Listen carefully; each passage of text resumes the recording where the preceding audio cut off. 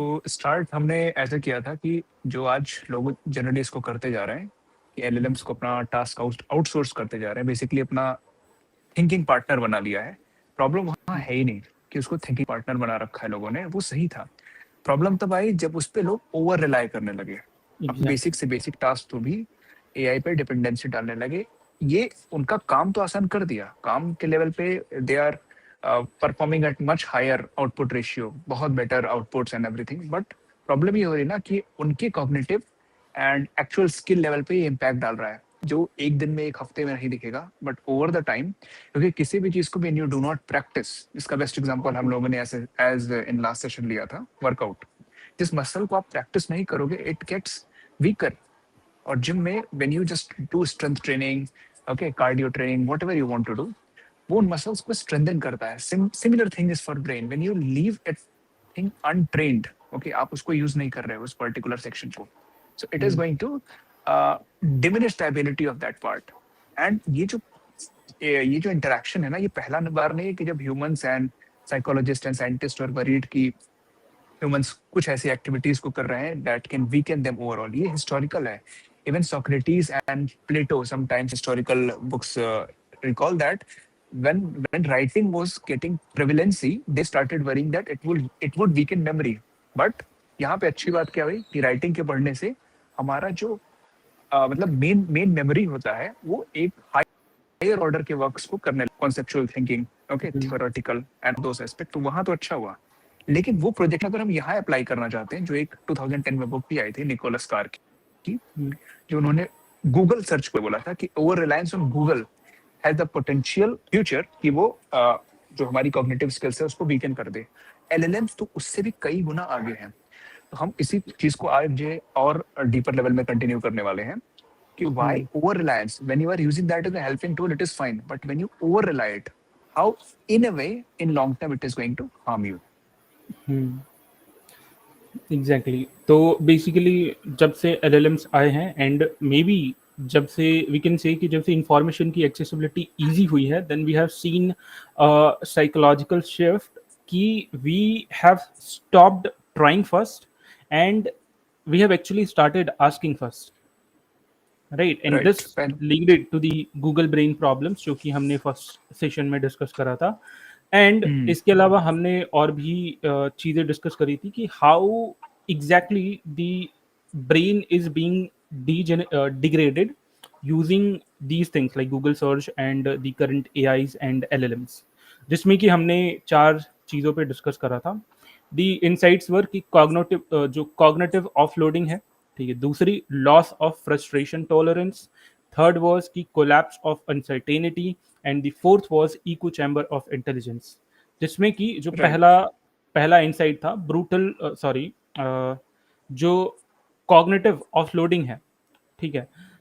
This is basically कि humans have started offloading their memory, reasoning and creativity to LLMs, okay? And this is the very brutal thing that any human can do, like, because you are basically trying to delegate your thinking process to someone who is way more intelligent, who has way more memory, the processing power than you, right? So this basically weakens your retrieval practice, ठीक है। And इसकी वजह से जो हमारी long term learning की process है, ठीक है, लॉन्ग टर्म या जो लाइफ लॉन्ग जो लर्निंग की प्रोसेस है वो काफ़ी स्लो हो जाती है। एंड कई केसेस में यू विल ऑब्जर्व, ठीक है, अगर नहीं किया है then you will definitely come to at a point कि यू विल रियलाइज कि यू हैव स्टॉप्ड लर्निंग, ठीक है। And this will happen because we have made our brain a query interface,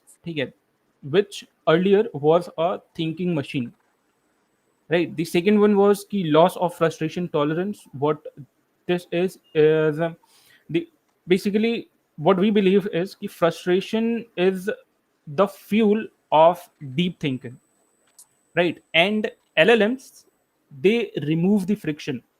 इसकी वजह से क्या होता है, तुम्हारा कोई कॉग्निटिव स्ट्रगल नहीं होता and hence you have no growth, right? इसका फॉर एग्जांपल बेटर एग्जांपल ये है कि पुराने टाइम पे we use to discuss lot of ideas, ठीक है, उसके साथ लाइक बहुत ही अच्छे तरीके से रेसलिंग वगैरह चलती थी, ठीक है, लोग आपस में एक दूसरे को इनपुट्स दिया करते थे, आइडियाज को रिफाइन किया करते थे, but now we are just auto completing it. ChatGPT के पास गए, डंप किया, ठीक है, एंड बस हो गया, चैट जीपीटी ने उसको कंप्लीट कर दिया and we think that yes हमने बढ़िया तगड़ा डिस्कशन कर लिया है। The third one is the collapse of uncertainty. The collapse of uncertainty is basically क्या कि LLMs ने किसी भी प्रॉब्लम को लेकर के जो क्लोजर है उसको फास्ट कर दिया है, ठीक है। क्यों? क्योंकि अभी क्या है कि if you are having any kind of problem, any kind of idea, ठीक है, that you want to discuss with someone, then you always have an intelligent being जिसके साथ तुम डायरेक्टली डिस्कस कर सकते हो, एंड इवेंचुअली लाइक बहुत जल्दी ही तुम्हें क्लोजर मिल जाएगा। हेंस इसकी वजह से क्या हुआ कि जो क्रिएटिविटी तुम्हारी ओपन एंडेडनेस पे थ्राइव करती थी, अब उसको जल्दी क्लोजर मिलने की वजह से तुम्हारा जो कॉग्निटिव एफर्ट है वो स्लो हो गया, एंड इसकी वजह से you are not able to think beyond what you are currently thinking. So basically Agreed. the humans are losing their curiosity tolerance, okay, and maybe we at some point we can say the interest, okay, to deep dive in any topics. The fourth one was कि echo chamber of intelligence। आजकल इसका pure example है LinkedIn पे, जो हम M डैसेस को लेकर के झगड़ा देखते हैं कि अरे एम डैसेस कहीं पे दिख गए देन इसका मतलब चैट जीपीटी है, ठीक है। If Mhm. ये होता क्यों है? क्योंकि सबको लग रहा है कि for same problem, for same ideas, people are giving same kind of outputs, ठीक है, people are giving same kind of outputs, and वो जो आउटपुट है ह्यूमंस के, that is not even the output of theirs, ठीक है, वो AI के हैं, वो एलएलएम के हैं, वो चैट जीपीटी के हैं, ठीक है। अब इससे क्या हुआ, जो उस दिन हमने बात करी थी बेसिकली कि तुमने कुछ बोला था सर्वेश सर, जहाँ पे हाँ, कोई तो एक कि मैं अब इसको आई कांट रिमेम्बर कि साइड का मतलब याद दिला। हाँ, अरे वो तुमने जो बोला था ना कि अब सभी के पास अगर पैसे हो गए तो इन्फ्लेशन तो हाँ, इंक्रीज होगा ही, राइट राइट राइट। ठीक है। सेम वो यहाँ पे पॉइंट भी अगर सभी लोग इंटेलिजेंट हो गए तो कोई हमें मूर्ख बचेगा डिवाइस ही नहीं। करना पड़ेगा नए मेथड्स को टू लाइक इवेल्युएट पीपल, क्योंकि एग्जैक्टली। एग्जाम्स इसलिए बनाए गए थे ना कि to reward the person who is hard working. अब सबके सब परफेक्ट एसेज, परफेक्ट आंसर्स लिखने लगे, तो वो सिस्टम तो फेल हो गया। Teachers question exactly. बना रहे हैं एआई को यूज करके, स्टूडेंट्स एआई को यूज करके उसी का आंसर लिख दे रहे हैं। सो कोई सीख ही बेसिकली नहीं वी रहा है आर कुछ। कंप्लीट करो। नहीं, मैं वही कह रहा हूँ कि कोई सीख नहीं रहा है। बच्चे, एग्जाम का पर्पस था ना कि बच्चों की राइटिंग स्किल इंप्रूव हो। मतलब मैं अगर काऊ पे से लिख रहा हूँ या फिर माय बेस्ट फ्रेंड पे से लिख रहा हूँ, उसका पॉइंट क्या है? मैं सोचूं, अपने वर्ड्स को फ्रेम कर, एक एबिलिटी आनी चाहिए to articulate my thoughts properly that I can write it on paper, paper worthy of reading. आपने एआई से करा के शायद जो आप नेचुरली लिखते हैं शायद से 10 गुना अच्छा लिख दिया, लेकिन आप सीखे क्या? अगर मैं आपसे पूछूंगा एक हफ्ते बाद कि बचाओ दोस्त तुमने लिखा क्या था, कोई नहीं रिकॉल करता। Most of people won't be able to recall, तो you exactly. Are at loss. Basically we are in a state जहाँ पे humans are in illusion of intelligence and not actual understanding।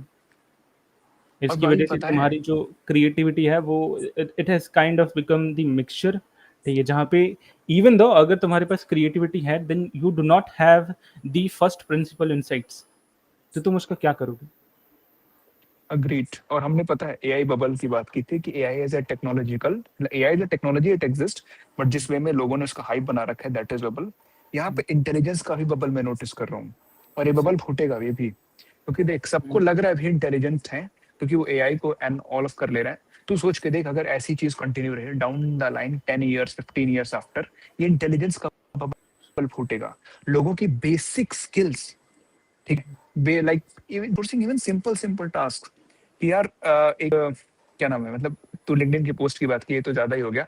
लोग पूछते हैं ना कि मेरे मतलब जैसे प्रेमराज ने उसने एग्जांपल दिया था, तो इसके बंदे ने उसके कोई दोस्त था, उसने बोला कि इस मेरे को ये मतलब किसी बंदे ने रिप्लाई किया है, what should by my response to it.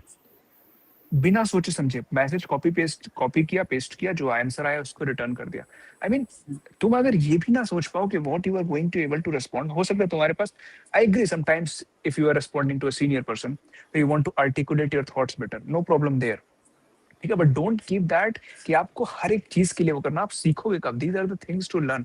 अगर चलो मान भी लिया कि आप कह रहे हो कि नहीं यार मेरे को कुछ अच्छा करना है, ये सब चीजों में टाइम वेस्ट नहीं करना, दीज आर मीनियल वर्क्स, तो फाइन, लेकिन आप जो अपने टाइम बचाए इसको ना करने के बाद, क्या आप कोई ऐसा हायर ऑर्डर टास्क कर रहे हो कि जिसने कॉम्पेंसेट करेगा आपका कॉग्निटिव लॉस, जो वो चीज बना सकती थी? आप ऐसा कुछ नहीं करो, आप बेड पे लेटे हो और एआई को अपना टास्क डेलीगेट कर रहे हो, फायदा नहीं हो रहा है दोस्त, आपका काम आसान एग्जैक्टली। भले हो गया लेकिन आप लॉस पे हो।